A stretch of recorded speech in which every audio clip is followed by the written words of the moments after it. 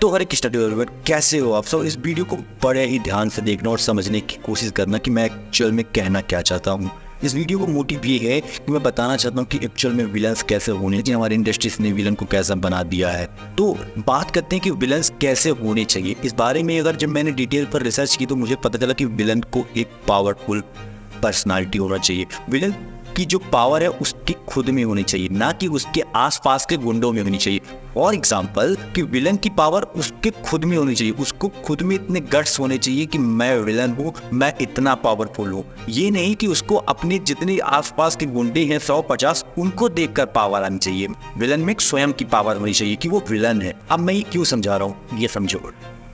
जब मैंने पहली बार बाहुबली 2 मूवी देखी और बाहुबली 1 मूवी देखी, तब मैंने भल्लाल देव के कैरेक्टर को बहुत डीप में समझने की कोशिश की और उसके विलन वाले फेस को एनालाइज किया। तो मैंने समझा कि वाकई में विलन ऐसा ही होना चाहिए। भल्लाल देव के कैरेक्टर को बाहुबली 1 से ही इतना पावरफुल दिखाया गया है, फिजिकली, मेंटली, सभी रूपों में। एंड जब बाहुबली 2 में उसकी लड़ाई होती है प्रभास के साथ, तो प्रभास जो है उससे लड़ने में थोड़ा सा, समझ रहे हो ना, हार जाता है। मतलब भल्लाल देव का कैरेक्टर बड़ा दिखाया गया है, ठीक है ना। तो विलन की पर्सनालिटी वो होनी चाहिए कि हीरो जो है उससे लड़ने में असहज फील हो, हीरो जो है उससे लड़ने में कमजोर फील हो।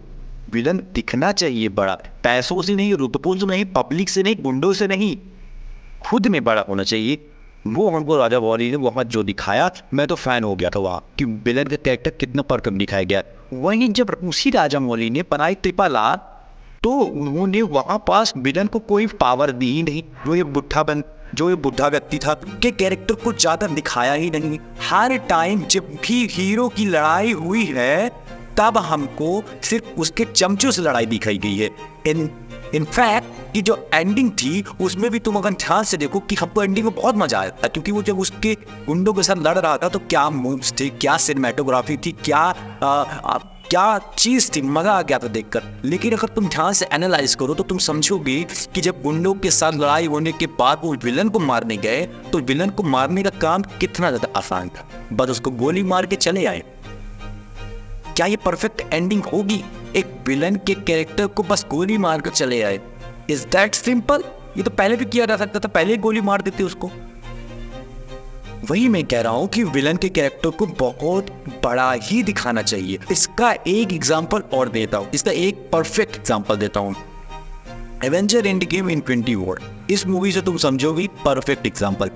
जो थानोस का कैरेक्टर है वो इतना ज्यादा पावरफुल दिखाया गया है कि अगर हमारे एवेंजर्स के पास इन्फिनिटी स्टोन्स ना हो तो बैकशॉट कोई हरा ही नहीं सकता इस थानोस। जस्ट इमेजिन कि उसको हैंड टू हैंड कॉम्बैट में हराना नामुमकिन है। ये मैं दोनों थानोस की बात कर रहा हूँ, जो इन्फिनिटी वॉर वाला था वो वाला भी और जो एंड गेम वाला है वो वाला भी, 2014 वाला भी।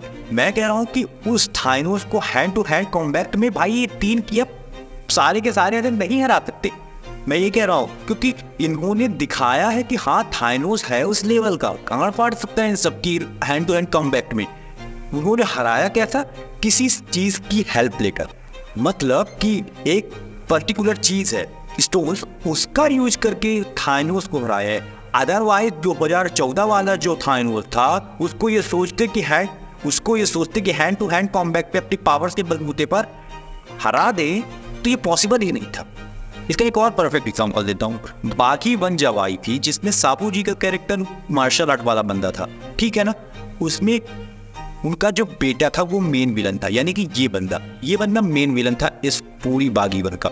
तो ध्यान से समझने की कोशिश करना कि जब मूवी की फर्स्ट हाफ पे विलन की और टाइगर श्रॉफ की लड़ाई होती है तब तुम ध्यान से देखोगी कि विलन को पावरफुल दिखाया गया, ना कि उसके बंदों के कारण विलन में स्वयं की पावर है। उसके जो मूव्स है, उसकी जो मार्शल आर्ट्स है वो टाइगर से ज़्यादा एडवांस है। वो बार फर्स्ट हाफ पर तुम ध्यान से देखोगे कि जितनी बार भी टाइगर की लड़ाई हुई है इस बंदे से, इस विलन से, तब टाइगर हारा है। इन दैट केस अगर तुम मूवी की एंडिंग तक पहुंच जाओगे तब भी तुम देखोगे कि जब मूवी की क्लाइमेक्स चल रहा होता है तो जब टाइगर जाता है उस बिल्डिंग के टॉप फ्लोर पर तो उसको बीच में बहुत सारे गुंडे मिलते हैं जिनको टाइगर हराता हुआ जाता है और वो सब मार्शल आर्ट में भाई पक्के हैं, वो अपनी मोशन पक्के हैं, फिर भी टाइगर उन्हें हरा देता है। लेकिन जब उसकी लड़ाई एक्चुअल की होती है उस विलन से तब तुम ध्यान से देखोगे कि टाइगर फिर भी उस विलन से लड़ने में हार जाता है। उस विलन से उसको लड़ने में जद्दोजहद करनी पड़ती है, नए मूव सोचने पड़ते हैं, क्या करके इसको हराया जाए, कैसे इसको मेरी लात लगी, सोचना पड़ता है। तो ये होता है एक परफेक्ट विलन कि विलन के कैरेक्टर को वो पावर मिलनी चाहिए कि वो हीरो से बड़ा हो, पावर में भी, पैसों में भी, हर एक चीज में भी वो विलन है। और इसकी एंडिंग कितनी ज्यादा मस्त थी कि उसको हराया कैसे गया। टाइगर उस विलन को अपने मूव से तो हरा ही नहीं सकता था कि अगर वो लड़ता जाए बार बार ये इसको लात मार के पीछे भेज देता था, तो टाइगर उस विलन को अपने मूव से तो हरा ही नहीं सकता था। उसको लेना पड़ा एक सहारा, उसके बाप के मूव्स। ये जो उन्होंने लास्ट में किया है टाइगर ने उसके बेटे को यानी विलन को हराने के लिए, ये चीज मुकम्मल हुई है, तब वो विलन आ रहा है। अदरवाइज टाइगर अपने मूव से तो वो हरा ही नहीं पाता। तो बेसिकली इस पूरी वीडियो का मतलब यही है कि विलन को पावरफुल दिखाना बहुत जरूरी है। ऐसी बहुत सी मूवीज हैं जिसमें विलन के कैरेक्टर को वैसे तो शुरुआत में बहुत बड़ा दिखाया गया है, लेकिन जब एंडिंग आती है तो उसका जो खात्मा है, विलन की जो मृत्यु है, इतनी ज्यादा सिंपल दिखाई गई है कि वो फील ही नहीं होती कि ये विलन था, इस विलन को मारा गया है। हीरो को जद्दोजहद करनी पड़ी है, हीरो को एक्स्ट्रा एफर्ट्स डालने पड़ेंगे। इस होल वीडियो का मेन मतलब यही है कि विलन को एक स्पेसिफिक पावर देनी चाहिए जो कि उसके कैरेक्टर को जस्टिफाई करे, उसकी पावर को जस्टिफाई करे। ऐसा तो हर एक इंसान को तुम गोली मार दोगे तो वो तो मर ही जाएगा, फिर वो बैच कोई भी हो। मतलब गोली मारने से ही है, मतलब ये है कि हीरो को जरूर से जरूर जद्दोजहद तो करनी ही पड़े। भाई वो विलन है, वो तुमसे लाख गुना अच्छा है, उसको पावर दो कि हीरो की गांड पड़ जाए विलन को हराने में। Mark my point. आप मेरी थॉट्स के साथ एग्री करते हैं कि नहीं, मुझे कमेंट बॉक्स में जरूर बताएं। As I always said, Hare Krishna.